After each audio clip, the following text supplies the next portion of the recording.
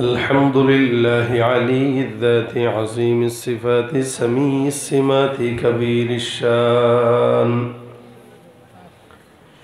جليل القدر رفيع الذكر مطاع الأمر جليل البرهان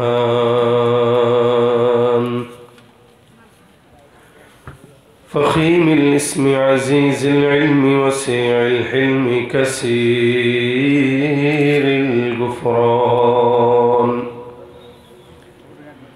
ونشهد أن لا إله إلا الله وحده لا شريك له ونشهد أن سيدنا وسندنا وحبيبنا وحبيب ربنا وطبيبنا وطبيب قلوبنا ومولانا محمدا عبده ورسوله صلى الله عليه وعلى آله وأصحابه وبارك وسلم تسليما كثيرا كثيرا الذي أرسله الله تعالى بالحق بشيرا ونذيرا وداعيا إلى الله بإذنه وسراجا منيرا أما بعد فأعوذ بالله من الشيطان الرجيم بسم الله الرحمن الرحيم إن الصلاة تنهى عن الفحشاء والمنكر ولذكر الله أكبر والله يعلم ما تصنعون صدق الله مولانا العظيم وقال النبي صلى الله عليه وسلم أول ما يحاسب به العبد يوم القيامة الصلاة أو كما قال عليه الصلاة والسلام وقال تعالى إن الله وملائكته يصلون على النبي يا أيها الذين آمنوا صلوا عليه وسلموا تسليما زبان كل شغل درشي بري اللهم صل على محمد وعلى آل محمد كما صليت على إبراهيم وعلى آل إبراهيم إنك حميد مجيد اللهم بارك على محمد وعلى آل محمد كما باركت على إبراهيم وعلى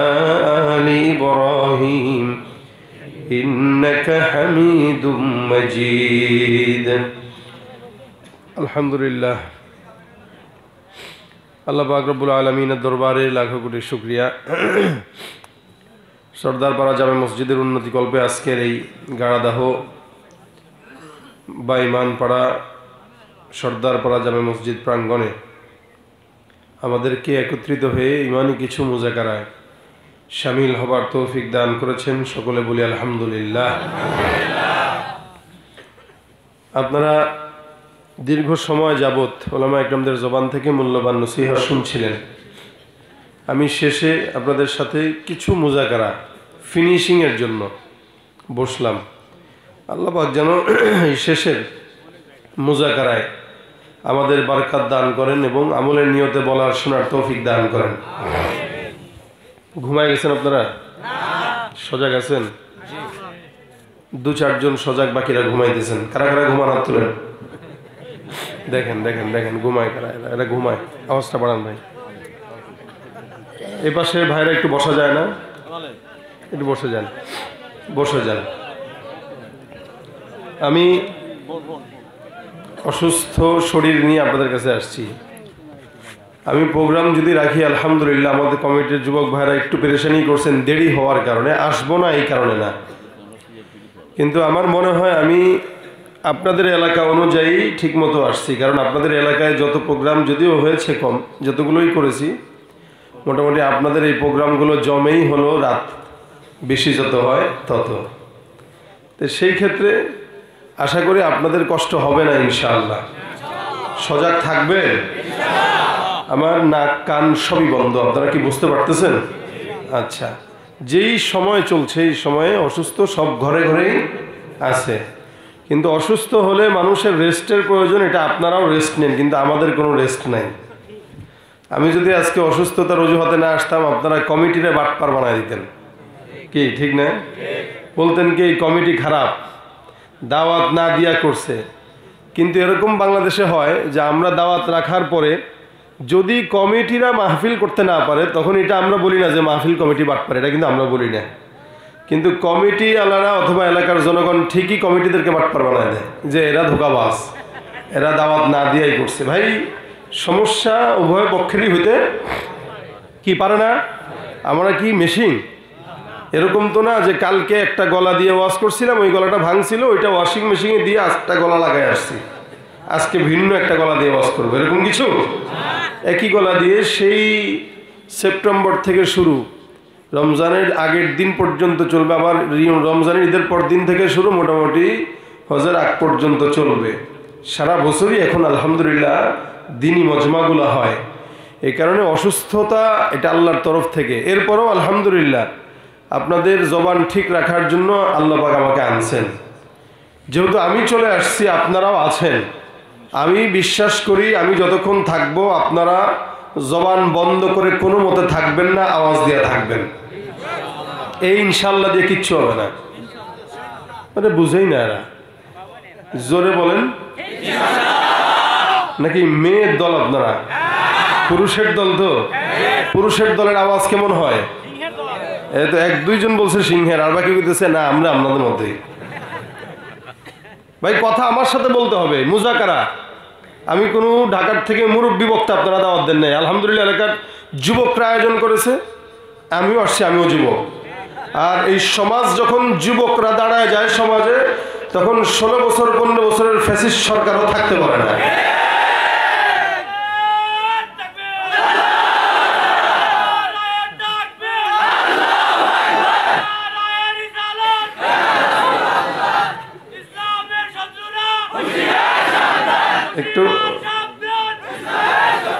একটু খালি বারুদ জ্বালায় দিলেই হয়, কি বলেন ঠিক না? বারুদ যেহেতু জ্বালায় দিছি, বন্ধ হবে? বন্ধ হবে? সমাজের যুবকরা যখন একসাথে হয়ে যায় তখন সমাজ পরিবর্তন হয়। বাংলাদেশের ইতিহাসে বিশ্বের বুকে যদি আপনি তাকান, কোন সরকার প্রধান পালিয়েছে এটার কোনো ইতিহাস নজির নাই, আমরা দেখি না। বাংলার যুবকরা যখন দাঁড়িয়ে গেছে, কোন রাজনৈতিক দল যেটা পারে নাই, বাংলার যুবকরা সেটা পেরেছে। এই যুবকদেরকে নিয়ে আওয়াজ করতে বসলে মহিলাদের মতো আওয়াজ, এটা মানা যাবে? আওয়াজ হবে কিসের মতো? আবার বলেন কিসের মতো? লড়াইয়ের ওই ময়দানেতে যেতে তোমাকে হবে, প্রয়োজনে সব রক্তটুকু জমিনেই ঢেলে দেবে। লড়াইয়ের ওই ময়দানেতে যেতে তোমাকে হবে, প্রয়োজনে সব রক্তটুকু জমিনেই ঢেলে দেবে। তবুও তোমায় লড়তেই হবে, মানিবে না পরাজয়। তবুও তোমায় লড়তেই হবে, মানিবে না পরাজয়। বিপ্লব মানে জীবন দেয়া বসে থাকা নয়, সে কোনো দিন আসবে না রে, করো যদি ভয়। আরো জোরে বলেন ঠিক ঠিক। আসবে বিজয় রক্ত আর জীবনের বিনিময়, আসবে বিজয় রক্ত আর জীবনের বিনিময়। বিপ্লব মানে জীবন দেয়া বসে থাকা নয়, সে কোনো দিন আসবে না রে, করো যদি ভয়। বিপ্লব মানে জীবন দেয়া বসে থাকা নয়, সে কোনো দিন আসবে না রে করো যদি ভয়। শাসনের নামে কেউ বা পিছছে মেহনতি জনতারে, ইমানের উপর আঘাত ওরা হারিছে বারে বারে। প্রতারণার ওই ফাঁদে পড়ে মোরা জীবন করেছি ক্ষয়, প্রতারণার ওই ফাঁদে পড়ে মোরা জীবন করেছি ক্ষয়। বিপ্লব মানে জীবন দেয়া বসে থাকা নয়, সে কোনদিন। মাশাআল্লাহ, এই গান ঢাকার থেকে এখানে আসছে, শুনছেন আপনারা? আসলে পারেন আওয়াজ দিয়া। বিপ্লব মানে জীবন দেয়া বসে থাকা নয়, সে কোনদিন আসবে না রে করো যদি ভয়। বিপ্লব মানে জীবন দেয়া বসে থাকা নয়, সে কোনদিন আসবে না রে করো যদি ভয়। আসবে বিজয় রক্ত আর জীবনের বিনিময়, আসবে বিজয় রক্ত আর জীবনের বিনিময়। বিপ্লব মানে জীবন দেয়া বসে থাকা নয়, সে কোনদিন আসবে না রে। বিপ্লব মানে জীবন দেয়া বসে থাকা নয়, সে কোনদিন আসবে না রে করো যদি ভয়। ঠিক না? ভয় পাবো কাকে? ইনশাআল্লাহ আল্লাহর দেয়া কণ্ঠে দিয়ে যেন আল্লাহ পাকের গোলামি করার তৌফিক দান করেন আল্লাহ। এটা আমাদের ঈমানের কথা, কি বলেন? এটা শুধু চিল্লানোর জন্য চিল্লানো না। একটা মাহফিল, একটা মজমা, একটা জুমার বয়ান, এগুলো আমাদের জন্য অনুপ্রেরণা, কি বলেন? বাংলাদেশের যুবকেরা আগে গানের কনসার্ট করত, যাত্রা গান হয়তো কিনা আশেপাশে রাতব্যাপী বাউল শিল্পীরা গান গাইতো আর ফতুয়া মারত, কি বলেন? আমাদের সংসদেও তো বাউল গান ছিল, তো জনগণের এলাকা এলাকা থাকবে না কেন? যে দেশের সংসদে বাউল গান হয় ওই দেশের এলাকাতেও বাউল গান হবেই।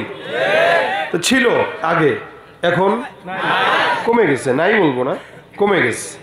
আগে যেরকম দেখা যেত এখানে ওখানে এখানে, আলহামদুলিল্লাহ এখন ওই জায়গাগুলো মাহফিল দখল করে নিয়েছে। এখন যুবকরা নিজেদের পকেটের টাকা খরচ করে আর গানের শিল্পীদেরকে দেয় না, বাউলদেরকে দেয় না, গাঁজা খাওয়ার জন্য দেয় না, মাজারেও দেয় না, দিনের জন্য খরচ করে, ঠিক কিনা বলেন? তাহলে যে বললাম, যুবক চেঞ্জ তো জাতি চেঞ্জ, যুবক চেঞ্জ সরকার চেঞ্জ। যুবকরা পারে না এরকম কোনো কিছু নেই। এজন্য সমাজের প্রত্যেকটা জায়গায় জায়গায় যুবকদেরকে দায়িত্ব দিলে সমাজ ঠিক হইতে বেশি দিন লাগে না। ভাইরা, একটা মুরব্বী এনারা দোয়া করবে আর যুবকরা কাজ করবে। সমাজের মুরব্বীরা আমাদেরকে দোয়া দিবেন, আমরা মুরব্বীদের কথা অনুযায়ী কাজ করব। কারণ মুরব্বীরা বয়স হয়ে গেলে নিজেদের বুদ্ধি বিবেচনা সব কমে যায়, এটা বয়সের কারণে। এটা আজকে আমার যেমন আছে, আমিও যখন 60 বছর হবে আমারও এটা থাকবে, কমে যাবে। আমরা এর আগেও দেখেছি, আপনারা দেখছেন কিনা জানি না, আমার চোখে একটা ভিডিও পড়েছে, যে কোনো একটা আগের হয়তো নেতৃস্থানীয় লোক, সে বক্তব্য দিচ্ছিল তো প্যান্ট খুলে গেছে। বুড়া মানুষ, আপনারা দেখছেন না মনে হয়, বক্তব্য দিতেছে প্যান্ট খুলে গেছে। আরেকজন স্যার স্যার প্যান্ট, তো স্যার স্যার বলে স্যারের প্যান্ট উঠাই দিচ্ছে, আর স্যারে বক্তব্য দিতেছে, স্যারের হুশও নাই। ওই যে বয়স হয়ে গেছে, প্যান্টের হুশ নাই, জনগণের হুশ থাকবে কোথায়? আর যুবক, একটা মুরব্বী আর জওয়ান, পার্থক্য আছে। যার কারণে আল্লাহ পাক রব্বুল আলামিনের হাবিব বলেন, কিয়ামতের ময়দানে সূর্য যখন 1 বিঘা উপরে থাকবে, তো ওই সময় আল্লাহ পাক 7 প্রকার মানুষকে আল্লাহ পাকের আরশের নিচে ছায়া দিবেন। এর ভিতরে 1 প্রকার হলো যে সমস্ত যুবকরা আল্লাহ পাকের ইবাদতে যৌবন কাল কাটাইছে। সুবহানাল্লাহ। ওয়াদা কার? তাহলে ওয়াদা সত্য হবে না? একটা মুরব্বী মানুষ, আমাদের দেশের মুশকিল হইল মুরব্বী হওয়ার পরে আমল করতে চায়, যৌবনকালে আমল করতে চায় না। মানে এটা যদি জিজ্ঞাসা করেন, ভাই তুই নামাজ পড়স না কেন? করবো না ভাই, 50 বছর হোক। ঠিক নেই ভাই, তুই রোজা রাখোস না কেন? ভাই বয়সে রোজা রাখলে মানায় মিয়া। তুই দাঁড়িয়ে রাখোস না কেন? আমি মিয়া ধর, এটা দাঁড়িয়ে রাখার বয়স নাকি? দাঁড়িয়ে রাখবে হুজুর এরা। তা তুমি কবে রাখবো? আমি রাখবো না, বিয়ে করলে। আচ্ছা, তো বিয়ে করার আগে রাখো কেন? আমি দাঁড়িয়ে রাখলে ভালো মাইয়া আসে না। দাঁড়িয়ে রাখলে তার মতে সুন্দর মেয়ে সে পাবে না, কিন্তু সে যেমন খবিসই পাবে যদি সে বিয়ের কারণে দাঁড়িয়ে না রাখে। একটা হলো আমি রাখতে পারতেছি না, আমার পরিস্থিতি, আমার আল্লাহ মাফ করুক। একটা হলো গুনাহ করে অনুভূতিও আছে, আরেকটা হলো গুনাহ যে করে এটার অনুভূতিও নাই, এটা খারাপ। আপনি মাথায় রাখেন, আমাদের দেশের মানুষের একটা মন মানসিকতা এরকম যে হজ করবো 60 বছর বয়সে। আমার সাথে একজনের দেখা হয়েছে এরকম, আমি জিজ্ঞাসা করছি, ভাই আপনি হজ করেন না কেন? টাকা পয়সা তো আল্লাহ পাক কম দেন নাই। শুনেন, আমি ভিন্ন চিন্তার মানুষ। জি জি বলেন। আমি চিন্তা করছি 50 বছর পর্যন্ত অকাম কুকাম গুনাহগারি যা আছে কইরা 50 বছর পরে হজটা করব, একটা মসজিদ নিজের গ্রামে জায়গা আছে ওয়াকফ করে মসজিদ বানাবো, মসজিদের সভাপতি হয়ে যাব, 5 ওয়াক্ত নামাজ মসজিদে নিজে জামাতে নামাজ আদায় করব, তসবিহ তাহলিল আল্লাহ বিল্লাহ করব। কিন্তু 50 বছর আগে যদি এগুলো করে ফেলাই হজ, এরপর তার গুনাহ করা যাবে না, কারণ গুনাহ তো হবেই, আমি তো মানুষ। যুক্তি কি সুন্দর না? অনেক সুন্দর যুক্তি না? আরে আগের ভাই, আপনি 50 বছর পরে যে হজ করবেন, আপনি বাঁচবেন কিনা? কেউ বাঁচবে? গ্যারান্টি আছে? মুরব্বীরা 70 বছর 80 বছর পর্যন্ত বেঁচে থাকে, যুবকেরা 21 বছরেই মারা যায়, হয় কিনা? এই বেটা যে আমার 50 বছরের কিচ্ছা শুনাইলো, এই হইল হাল। এই জন্য হজের সফরে আমাদের বাংলাদেশের সব হাজি বুড়া, জোয়ান হাজি নেই, জোয়ান হাজি নেই। এই যে আমাদের মুরব্বী নাকি এবছর হজ করছে, তো মুরব্বীরে আর আমারা যদি জিজ্ঞাসা করেন, আমিও আল্লাহর রহমত আল্লাহ করাইছে, তা তারা যদি জিজ্ঞাসা করেন, আমি বলবো আমি যেমনি করছি মুরব্বী এমনি পারে নাই। কেন পারে নাই? কারণ উনি জামারায় পাথর মারতে যায়, ওরে আল্লাহ, এটা হবে না? আমাদেরই তো হয়তো মুরব্বী মানুষের হবে না কেন? কিন্তু আমাদের দেশের মানুষের একটা চিন্তা হইলো বয়স করে হজ করা, বয়স করে নামাজ পড়া, কিন্তু এটা ভুল। আপনি মুরব্বীরা জিজ্ঞাসা করেন, দেখছে উনি হাজি সাহেব বাংলা বিশ্বের সমস্ত বিশ্বে যত হাজিরা আছে অধিকাংশ যুবকরা যায়, একমাত্র বাংলাদেশ যেখান থেকে মুরব্বীরা হজ করতে যায়, জোয়ানরা যায় না। আমার আল্লাহ পাক 2016 সালেও হজে নিয়েছেন, আজ থেকে আরো 10 বছর আগে। আমি তখন ওই যে গ্রুপের সাথে গেছি, আমার ওই গ্রুপের মুরব্বীরা সব আমার সাথে, আমার কে চ্যাংরা, এই চ্যাংরা আপনাদের এলাকার লোক ভাষা না মোটামুটি, এদিকে মনে হয় চ্যাংরা কয় না, আমার একটা কয় এই চ্যাংরা মানুষ, তুমি হজ করতে আসছো, বুঝো হজ? আমি কাকা আমি একজন মাওলানা মানুষ। ও আচ্ছা ঠিক আছে, তো এত অল্প বয়সে মানুষ হজ করে নাকি? হ্যাঁ, তা আমার এসে বলতেছে এত অল্প বয়সে হজ করে, তা আমি কোথায় কবে করবো? তুমি হজের তো একটা গুরুত্ব বোঝার দরকার আছে। আমি কয় কি আমি আলেম মানুষ, আমার হজের গুরুত্ব হয়ে বোঝায়? মানে চিন্তা করেন মস্তিষ্ক কোন জায়গায় যায় ঠেকছে। অথচ আপনি হজ যৌবন বয়সে করলে যতটুকু প্রপারলি করতে পারবেন, বুড়ো বয়সে সেটা পারবেন না। এবার আমি হজের সফরে করে আমি হিসাব করলাম, মোটামুটি ফুল হজের 45 দিনের প্যাকেজে আমার না হয়তো 250 কিলোমিটার হাঁটা লাগছে। আপনি বলেন একটা বুড়ো মানুষ কেমনে হাঁটবে 250 কিলো? হাঁটা লাগছে, এটা হাঁটতে হবে আপনাকে। তো সেই নাশাত আপনার যৌবন বয়সে থাকবে। একটা বুড়া বয়সের মানুষ এই শীতের রাত্রে উজু করতে গেলে দেখবেন ও কল চাপবে, একবার পানি নিবে, নিয়ে হাতটা ধুইল, কুলি করলো, নাকে পানি দিল, মুখ ধুইল, করে উজু শেষ। হয় কিনা? আমি কোনো মুরব্বীদেরকে কষ্ট দেওয়ার জন্য বলতেছি না, বাস্তব এটা। আবার মনে করেন পানি নিলেন, আবার সুন্দর করে পাটা একটু ধুতে যায়, যে এই পেটে একটা চাপ লাগছে, আবার শেষ। কেউ না এটা কথা বুঝে না?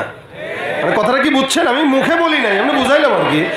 এক অজুর ভিতরে 2 বার অজু ভাঙে যদি বয়স বেশি হয়। নাতি এই সমস্ত কার্যকলাপ দেখার কথা, দাদা এত হস হইলে হয়? দাদাকে হস তো রইব রে, বুঝিস সময় আসলে। কি হবে না সবার? আর জোয়ান হলে আসরের নামাজের জন্য অজু করবেন, এশার নামাজ পড়বেন, অজু ভাঙার কোনো সুরত নাই। এটা হলো যৌবন বয়সে। কারণ রাসূল বলেন ওয়াশাবুন নাশা ফি ইবাদাতিল্লাহি তাআলা, 7 প্রকারের ভিতরে 1 প্রকার ওরা যারা যৌবনটা গাঁজা খেয়ে কাটাইছে। কি করে কাটাইছে? বলেন কার ইবাদত? কার ইবাদত? ভারত আমাদেরকে কয় পানি দিতাম না, কি কয়? পানি দেব না। বাঙালি কি করে বাঁচে দেখবো। এই যে দেখুন পেঁয়াজ বন্ধ করে দেব, খানা বন্ধ হয়ে যাবে, রসুন বন্ধ করে দেব। আমি বলি ভাই তোমরা গাঁজা বন্ধ করে দাও, আর কিচ্ছু দরকার নেই। আমরা তোমাদেরকে ইলিশ দিয়েছি, তোমরা আমাদেরকে গাঁজা দিয়েছ। আলহামদুলিল্লাহ বাংলাদেশ বাংলাদেশে ফসলের অভাব নাই, বাংলাদেশে আলুর অভাব নাই, বাংলাদেশে ক্ষেত খামারের অভাব নাই। তোমরা ভাই গাঁজা বন্ধ করো, আর তোমাদের থেকে আমাদের কোনো কিছু আবদার নাই, ঠিক কিনা জানে? এটা আমাদেরকে এগুলোর ভয় দেখায়, কিন্তু আলহামদুলিল্লাহ আমাদের দেশে সবকিছু আছে না? সব আছে, এই দেশে সব আছে। ভাইরা আমার দেখেন, এই যে আল্লাহ পাক রব্বুল আলামিন বলছেন যৌবনটা ইবাদতে কাটাইতে, অন্য কোনো নেশায় না, গাজায়ও না। আমাদের দেশে এই ভারত থেকে পাচার না হলে যুবকরা এগুলো পাইতো না, ওখান থেকে ওরাই পাঠায়, আবার আমাদেরকে হুঙ্কার দেয়। তো এই জন্য আমি আমার কথা এই কারণে বুঝাইতে চাইলাম, আলহামদুলিল্লাহ যুবক যারা আছেন, আপনারা যদি ইসলামের পথে থাকেন, ইনশাআল্লাহ বাংলাদেশে কোনো শকুনের থাবা পড়তে পারবে না, কোনো শকুন পারবে না ইনশাআল্লাহ। কারণ আমরা 4 মাস আগেই দেশ স্বাধীনতার যুদ্ধে লড়াই করে জীবন দিয়ে দেখিয়েছি। ইমানের যুদ্ধে যদি জীবন দেওয়া লাগে, তখন যদি জীবন দেয় 1500, এখন দিবে 1.5 লক্ষ ইমানের জন্য, ঠিক কিনা? এটা আমাদের ইমান, এটা আমাদের ইমান। দেশের জন্য জীবন দিবে 1 লক্ষ, ইমানের জন্য জীবন দিবে 1 কোটি। এরা পাগল হয়ে গেছে, আর কয়েকে একটারে মারি আরেকটা আসে সামনে। ওটা তো দেশের জন্য গেছে, স্বৈরাচারীকে বিদায়ের জন্য গেছে। ইমানের জন্য আঘাত দিয়া দেখেন, একটারে মারবেন আরো 4টা আসবে না, সবগুলাই একসঙ্গে মরতে তৈয়ার হয়ে যাবে। এটা আমাদের ইমান, এটা হলো যৌবনের একটা আলাদা নাশাত। আল্লাহ পাক আমাদেরকে সেই নাশাত আমাদেরকে মৃত্যু পর্যন্ত দান করুক, জোরে বলেন আমিন। আমরা শান্তিপ্রিয় জনতা, এদেশ আমাদের, হিন্দুদের, মুসলমানের, খ্রিস্টান, ইহুদি সবার, এদেশে সবাই থাকবে। তবে সন্ত্রাসের নাম ধারণ করে কেউ যদি আমাদেরকে আঘাত দিতে চায়, আমরা প্রতিরোধ করতে ভালো করে জানি কিভাবে প্রতিরোধ করা লাগে, এটা আমাদের জানা আছে। সুতরাং আপনাদেরকে বলছি, সজাগ দৃষ্টি রাখবেন সর্বহালতে। দেশ যেভাবে বাঁচানোর জন্য ঝাঁপিয়ে পড়েছেন, ইমান রক্ষার জন্য তার চাইতেও ডাবল গুণে ঝাঁপিয়ে পড়ে আপনার আমার ইমান। পালা রে পালা, জলদি পালা, নইলে তোদের গনে ঝুলবে তালা। হক আসছে, বাতিল তু কাঁপছে, হক আসছে, বাতিল তু কাঁপছে, ছিনিয়ে নেব মোরা জয়ের মালা। পালা রে পালা, জলদি পালা, নইলে তোদের গনে ঝুলবে তালা, ঠিক কিনা? ইমানদার দাঁড়িয়ে গেলে পালানোর ছাড়া কোনো উপায় আছে? ভাইরা আমার কষ্ট হবে না তো? ইনশাআল্লাহ আমার কষ্ট হবে। দেখেন, এটা মসজিদের উদ্যোগে মাহফিল। নামাজ পড়ছেন তো ইশার? আলহামদুলিল্লাহ। ফজর পড়বেন তো ইনশাআল্লাহ? 5 ওয়াক্ত নামাজ, এটা আমাদের উপরে কি নফল না তো? না, ফরজ। নামাজ যেমন ফরজ, নামাজ যেমন ইবাদত, নামাজ যেমন দামি, আল্লাহর ঘর যেখানে নামাজ হয় ওই ঘরটাও। এই জন্য আল্লাহ পাক রব্বুল আলামিন বান্দাকে নামাজের পরিপূর্ণ ফজিলত বর্ণনা করে এতটুকু শুধু বলেছেন, নামাজটা কি? আল্লাহ বলেন যে নামাজটা এমন একটা ইবাদত, কেউ যদি এটা ঠিক মতো আদায় করে, তার গোপন ইচ্ছা অনিচ্ছা সব গুনাহ থেকে নামাজ থেকে হেফাজত করবেন। এতটুকু দেখেন কত বড় কথা এটা। তার মানে আপনি অজান্তে কোনো গুনাহ করতেছেন, নিজের অজান্তে কোনো গুনাহ করবেন, আল্লাহ পাক ডাক দিয়া বলেন নামাজ যদি কেউ ঠিক মতো পড়ে, তো নিজের অজানা গুনাহ থেকেও বান্দা বাঁচবে, জানা গুনাহ থেকে তো বাঁচবেই ইনশাআল্লাহ। এজন্য আল্লাহ বলেন ইন্নাস সালাতা তানহা আনিল ফাহশাই ওয়াল মুনকার, নিশ্চয়ই নামাজ বান্দার ফাহেশা মুনকার সব গুনাহ থেকে কি করে? হেফাজত করে, বাঁচায় রাখে, বিরত রাখেন। ফাহশা আর মুনকার হইল, ফাহশা মানে ইচ্ছাকৃত গুনাহ, ফাহেশা গুনাহ, খারাপ কাজ। আমি আপনাকে গালি দিলাম, এটা ফাহেশা কাজ। আমি নোংরা কথা বললাম, এটা ফাহেশা কাজ। আর মুনকার গুনাহ হলো যেই গুনাহটা আমি জানি না যে এটা গুনাহ, কিন্তু আমি করতেছি। অর্থাৎ ইবাদত মনে করে কোনো গুনাহকে করা। যেমন ঘুষ খায় আমাদের দেশের মানুষ, ঘুষটারে মনে করে ভাই এটা তো আমার হাদিয়া, কি বলেন? সুদ খায়, ব্যাংকের থেকে সুদ নেয়, সুদ নেয় ভাই এটা সুদ না, এটা ইন্টারেস্ট। নামটা কি করে খালি চেঞ্জ করে। আবার অনেকে কয় ভাই আমি সুদ খাই না, আমি এটা মুনাফা খাই। মুনাফা আরবি নাম না, আরবি নাম কি? মুনাফা। চিন্তা করছে কি রে, মুনাফা যেহেতু লেখা আছে তার মানে এটা হারাম হতে পারে না। তবে আমি সুদ খাই না ভাই, আমি মুনাফা খাই। সুদের টাকা ধরিও না, লা হাওলা ওয়ালা কুওয়াতা ইল্লা বিল্লাহ, আস্তাগফিরুল্লাহ। কি বলেন হুজুর? তা তুমি মুনাফা খাও, মুনাফা যা সুদও তা, ইন্টারেস্ট যা সুদও তা। তাহলে ঘুষ খাইতেছে বলতেছে ভাই এটা হলো আমাকে হাদিয়া দিছে, এটা নিজের মনে করে পকেটে ঢুকায় খায়। যদি নাম পাল্টায় দিয়ে খাইলে জায়েজ হয়, তাহলে পেট খারাপ হলে যেটা বের হয় ওটারে ডাইল মনে করে খায়েন, জায়েজ হয়ে যাবে। কথা ঠিক কিনা? হালাল হারাম না মানিয়া কত টাকা করছো কামাই, এত টাকা রাখবা কোথায়, কাফনের তো পকেটে নাই। হালাল হারাম না মানিয়া কত টাকা করছো কামাই, এত টাকা রাখবা কোথায়, কাফনের তো পকেটে নাই। টাকা পয়সা লইয়া কি কেউ কবরে গেছে, কি জবাব দিবি রে তুই আল্লাহর কাছে, কি জবাব দিবি রে তুই আল্লাহর কাছে।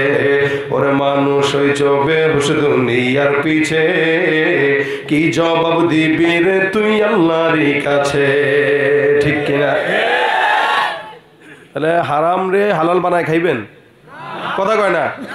ও মুরব্বী উঠে কোথায়? মুরব্বী থাক থাক থাক, পোষা পারছে ভাই, অনেকক্ষণ ধরে বসে থাকলে আসবেই না। তা আসলে আপনারা একটা কাজ করবেন, দাঁড়ায় আঙ্গুল একটা উঠাইবেন। কি ঠিক আছে নি? মানে কি? হ্যাঁ হ্যাঁ, তাহলে বুঝবো যে আপনি যাইতেছেন, নাহলে মনে করবো আমার ওয়াজ মনে আপনার পছন্দ হইতেছে না, নাকি? জমে জমে বসেন, টেনশন নাই। আপনাদের এই জায়গায় আসতে যায় আমরাও ইস্তেঞ্জা করার সুযোগ পাইনি, কারণ যেই কঠিন প্যারার ভিতরে আসছি, রোডে গাড়ি চলছে 140-50, বুঝেন? আপনারা তো মোটামুটি গাড়িতে যদি উঠায় 140-50 টান দিয়ে আপনি বলবেন আব্বা গাড়িটা থামান। ঠিক আছে না? আলহামদুলিল্লাহ আসছি, নন স্টপ চলবে ইনশাল্লাহ। সজাগ থাকবেন, ওয়াজও হবে, গজলও। তবে আমি বেশি কোনো ওয়াজ করে অভ্যস্ত না, টেনশন নাই, কষ্ট দেব না বেশি। হ্যাঁ, তাহলে ভাই শুনেন, আল্লাহ পাক রব্বুল আলামিন আমাদেরকে নামাজ দিয়েছেন, যেটা করলে জানা অজানা সব গুনাহ থেকে কি করা যায়? বাঁচা যায়। ইচ্ছাকৃত গুনাহ যেটা ওটাও বাঁচবেন, অনিচ্ছাকৃত গুনাহ যেটা এটাও বাঁচবেন। তবে নামাজ তো আমরা সবাই পড়ি আলহামদুলিল্লাহ। এখানে যারা আছে মোটামুটি অর্ধেক মানুষ নামাজ পড়ে। কি পড়ে না? অর্ধেক পড়ে। কেন কইলাম জানেন? নেই, বেশ অর্ধেকই পড়ে না। জুমার নামাজ পড়ার অভ্যাস আছে, কি ঠিক না? জুমার নামাজের অভ্যাস আছে, কি ঠিক না? ফজর আর এশার অভ্যাস নাই। হুজুর এটা ওই যে 60 বছর হলে পড়বো, কি ঠিক না? এই জন্য বললাম অর্ধেক মানুষ মনে করেন পড়েন, আর অর্ধেক পড়েন না। আল্লাহ যারা পড়েন এদেরকে পড়ার তৌফিক দান করুন। এই জন্যই যারা পড়ে, এরপরেও যারা পড়ে, নামাজও পড়ে গুনাও, নামাজও পড়ে জেনাও, নামাজও পড়ে চুরিও করে, নামাজও পড়ে চাঁদাবাজিও করে। বিশাল বড় হাজি সাহেব, কিন্তু উনি চাঁদাবাজি ছাড়া চলে না। দোকানে গেলে চাঁদাবাজিটা আগে ওনাকে দেওয়া লাগে দোকান নিতে গেলে। কিন্তু অনেক বড় দাড়ি, লম্বা পাগড়িও আছে, জুব্বাও আছে, সুবহানাল্লাহ সুবহানাল্লাহ জিকিরে তসবিহও। আমাদের দেশে একটা দরবেশ খ্যাত মানুষ ছিলেন না? সুবহানাল্লাহ। এই দরবেশটা লাস্টে প্যারায় পরে দাড়ি পর্যন্ত কাটছে। তার মানে বোঝা গেল এতদিন যা করছেন সব দেখাইন না। তো সুতরাং এই যে নামাজ ঠিক না হইলে এগুলাই হবে। এই কারণে আল্লাহ বলছেন নামাজ যদি কারো শুদ্ধ হয়, নামাজ যদি কারো ঠিক হয়, ইচ্ছা অনিচ্ছা সব গুনাহ নামাজ তাকে বাঁচায় দিবে। ইন্নাস সালাতা তানহা আনিল ফাহশাই ওয়াল মুনকার ওয়া লাযিকরুল্লাহি আকবার। নামাজটাকে আল্লাহ পাক রব্বুল আলামিন আল্লাহর সবচেয়ে বড় জিকির বলেছেন। সবচাইতে বড় জিকির হইল সালাত। এটার মতো জিকির আর নাই, কারণ নামাজটা এমন একটা ইবাদত। আল্লাহর নবী বলেন বান্দা নামাজের মাধ্যমে আল্লাহর সঙ্গে বান্দা 5 ওয়াক্ত 5 বার দৈনন্দিন কথা বলে। ভাইরা আমার, আল্লাহ পাক রব্বুল আলামিন পূর্ববর্তী কোন নবীকে এইটা দেন নাই, কোন উম্মতকে দেন নাই। নামাজের মাধ্যমে আল্লাহ পাক রব্বুল আলামিন বান্দার সঙ্গে কথা বলবে না, না, সমস্ত নবীদের সঙ্গে আল্লাহ পাক কথা বলতেন, কিন্তু আল্লাহ পাক রব্বুল আলামিন দূরত্ব বজায় রাখতেন, ওহীর মাধ্যমে কথা বলতেন। আপনাকে আমাকে আল্লাহ পাক আখিরি জামানার পয়গম্বর মুহাম্মদুর রাসূলুল্লাহ সাল্লাল্লাহু আলাইহি সাল্লামের উম্মত বানানোর কারণে আমার আল্লাহ পাক ডাক দেয়া বলেন, হে বান্দা, জমিনের মধ্যে আমি তোমাকে এত পাওয়ার দিলাম, এত পাওয়ার দিলাম, তুমি দৈনন্দিন 5 বার যখন নামাজের